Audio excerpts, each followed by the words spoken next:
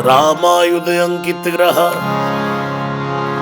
शोभा बरनी न जाए। नव तुलसी का वृंदता देख हर्ष कपीराय। जब विभीषण से हनुमान जी मिलने जाते हैं तो मैं ये प्रसंग जब कभी कभी मैं अपनी छोटी समझ से किसी को बताने की कोशिश करता हूँ, जितना मुझे समझ में आया है कि क्यों नित्य आपको प्रयत्न करना है प्रभु के नज़दीक जाने के लिए, उपवास या पाठ या मंत्र करने का क्यों करना है, इसका भी तुलसी जी ने इतने अच्छे से उसमें बता रखा है रामायण में, सुंदरकांड में।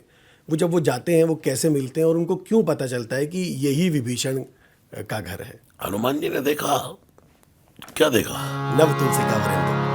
रामायुध अंकित ग्रह शोभा बरनी न जाए। नव तुलसी का वृंदता देख हर्ष कपीराय। राम जी के धनुष बाणों के चिन्ह है रामायुध।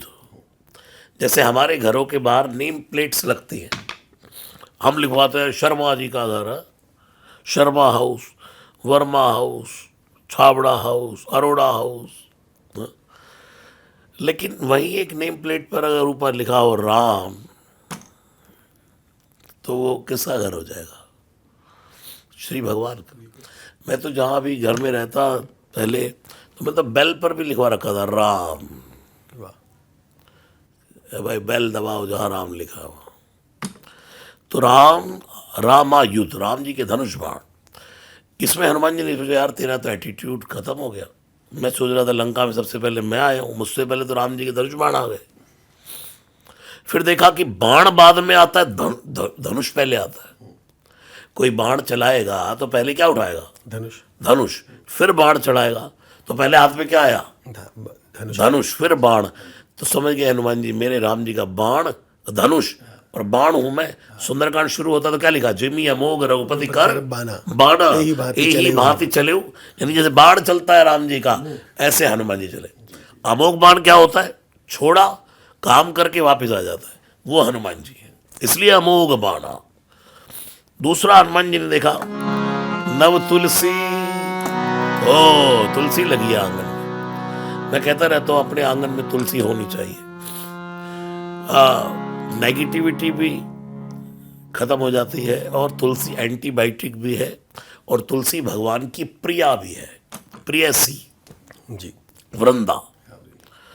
तो तुलसी जहाँ जिस आंगन में होती है वहाँ भी नेगेटिविटी दूर रहती है। ये तो यहाँ तक ये कहते हैं कि वहाँ कभी अकाल मृत्यु नहीं होती। हाँ जी, इतना तुलसी का आनंद है। ये दो चीज़ें भी हनुमान जी को अट्रैक्ट नहीं कर पाई, यानी कि खींचा तो लेकिन विश्वास नहीं दिला पाई, भरोसा नहीं हुआ।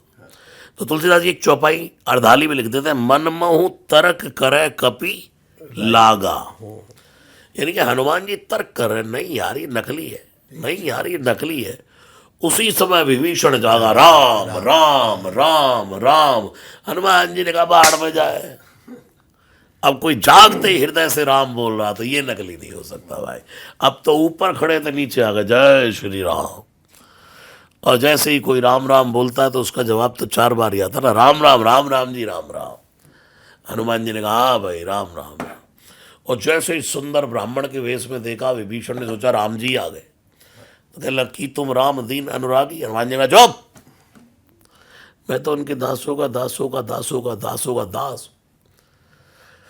तू बता। बोले लंका में कैसे रहता? बोले जैसे दांतों के बीच में जीभ रहती, जिमी 10 नन महु जीभ बेचारी। यानी कि जैसे 32 दांतों में जीभ रहती है। अच्छा, दांतों जीभ को सबसे ज्यादा खतरा किससे है? जीभ को सबसे ज्यादा खतरा किससे? दांतों से। दांतों से। विभीषण कह रहा मैं जीभ हूं, राक्षस दांत है। तो हनुमान जी ने सोचा अच्छा इसको समझाना ही पड़ेगा हिंदी में। तो जैसा जिसका प्रश्न वैसा उसका आंसर। हनुमान जी ने कहा अगर जीभ दांतों से डरती है तो तू जानता है जीभ की ताकत दांतों से ज्यादा होती है। बोले कैसे? बोले एक बार डॉक्टर के पास जाके कह दे डॉक्टर साहब ये वाला दांत दुखी कर रहा। बोलेगी तो जीभ, तो क्या करेगा डॉक्टर? सबको उखाड़ मारेगा और एक एक करके सबको उखाड़े जो ये भी खराब है जी।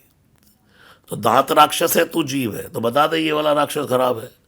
ये या तो सारे ही कहते हैं सबको उखाड़ मारेंगे, और फिर जीव लाख कहती रहे दर्द हो रहा है डॉक्टर साहब छोड़ दो, फिर उखाड़ के ही मानता डॉक्टर। विभीषण ने कहा ये क्या चक्कर है? बोले जैसा तेरा प्रश्न वैसा मेरा उत्तर। और अगर मुंह में एक भी दांत ना हो तो राज किसका फिर? जीव का कहीं भी डोले, कहीं घूमे, कौन रोक रहा? जीव कुछ भोजन करते हुए टुकड़ा फंस जाए, बेचारी चैन से नहीं बैठती। हाँ, बार बार जाएगी निकल के वहीं, इसे निकालो पहले। और वैसे ही विभीषण भी घायल होता रहा, लेकिन बार बार समझाता रहा अपने भाई को। मैं इसी पे आने वाला था कि कैरेक्टर की अगर बात करें तो विभीषण भी जैसे छोटे भाई को होना चाहिए वैसे ही समझाता रहा। जीव क्या करती है? बार बार उस टुकड़े को निकालेगी। जब तक दांत में से टुकड़ा निकल नहीं जाएगा जीव चुप नहीं बैठती। बार बार घूमती घामती फिर वहीं जाएगी, फिर निकालेगी, जब तक वो निकलेगा नहीं टुकड़ा।